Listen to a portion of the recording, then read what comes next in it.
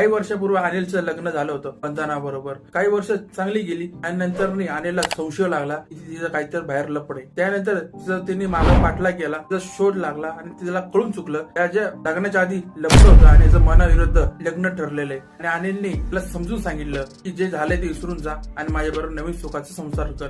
पण ती काय ऐकली नाही. ती त्या माणसाबरोबर म्हणजे तिर्याकर बरोबर बोलतच होती. हे अनिलला माहिती नव्हतं. नंतर कळल्याच्या नंतर तिने तिला समजून सांगायचा प्रयत्न केला पण ती काही ऐकली नाही. एक दिवशी अनिलने वंदनाला पत्र लिहिताना बघितलं. पत्र त्यांनी वाचलं. ते पत्र प्रियकरासाठी होतं आणि ह्याच्यावरून अनिलने वंदना बरोबर वाद केला. ते वाद इतका वाढला की अनिलने धारदार चाकूने वंदनाचा गळा चिरला. गळा थोडा वेळ करून रस्त्यावर चालायला निघाला. म्हणजे मानसिक संतुलन हल्लं होतं आणि तो रस्त्यावरच निघत होता. रस्त्यावरच त्याला पोलिसांनी अटक केली.